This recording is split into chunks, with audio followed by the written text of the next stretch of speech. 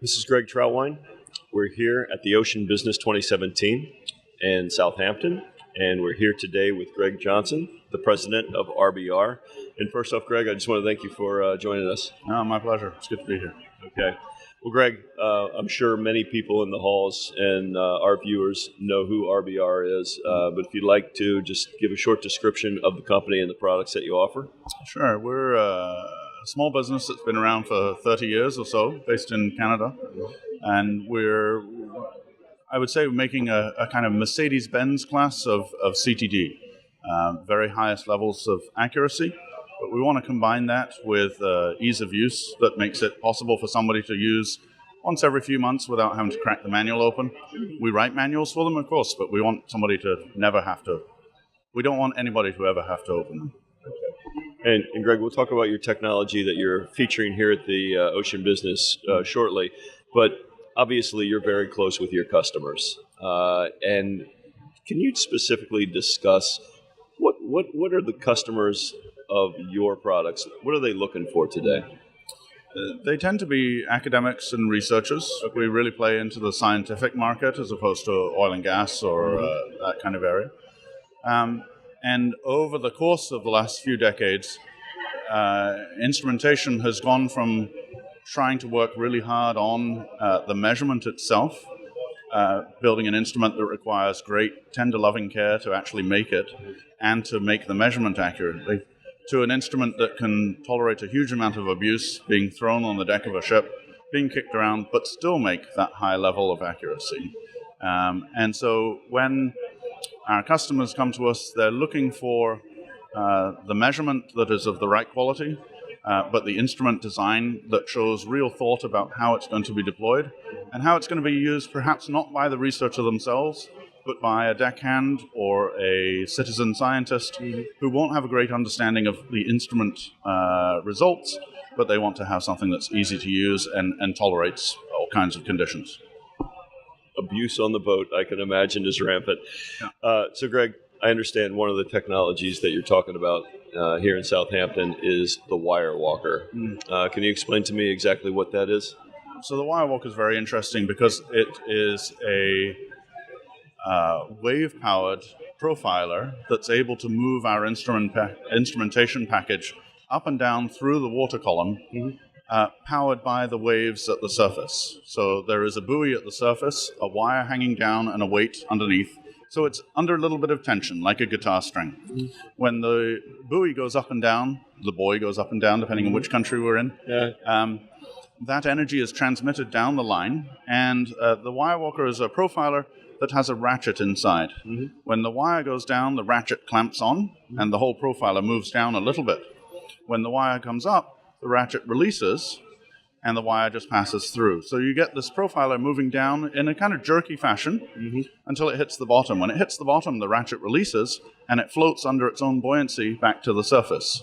Then it repeats. And it repeats without any motive power from batteries or any fossil fuels, and it will repeat for years.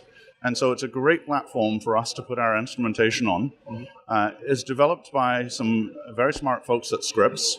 They've spun out, and it's been a partnership that we've been working on with them for 3 or 4 years.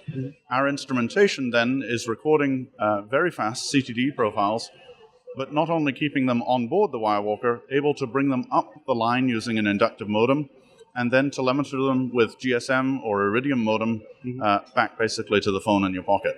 So it's a really fascinating way of getting spatially and temporally dense data in almost continuous fashion with the confidence that the system's really working because you can see it in real time. And not using any power. And using very little power. Our instruments still need some power, but our heritage is low-power electronics, and so it's very well tailored to that kind of partnership with a platform that requires no power to move. The wire that's coming from a buoy up on the surface here passes straight down through the center of this and comes out the bottom. And inside this little box in the center is this ratchet mechanism that translates motion of the wire into motion of the platform.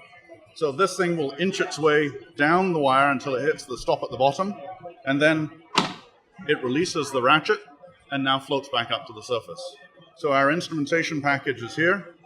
and we're able to take a multi-parameter instrument with up to 13 channels on it, put this on, and it's making its best measurements when it's coming up. When it's coming up, it's very smooth because it's no longer attached to the wire in any way, and the flotation inside means that it comes up at a constant velocity. The data that's on this is coupled through our inductive modem back up through the same wire that we're using for traction back to the surface where we have a data controller. It's fascinating. Obviously, this is a big show, an important show. Yeah. Are there any other technologies that you're developed and introducing at the show or reintroducing at the show? Sure. This is actually our new optode. An optode it's a funny word. It's really a combination of optical electrode. Oxygen, for probably 100 years, has been measured electrically using a Clark electrode or similar. But the problem with measuring oxygen with an electrode is that you consume the thing that you're measuring. And so if the water is not flushing naturally, then your oxygen measurement appears to tail off. So it's far preferable to do a measurement that's non-invasive, that doesn't consume the thing that you're trying to measure. And an optical system does that. So what we have here is a sensor that is periodically illuminating a foil. That foil will fluoresce, and the fluorescence will fade away. But the rate at which it fades away is proportional to the amount of oxygen in the water around it. And so this is called, this optode technology has been around for about 20 or 30 years. Okay.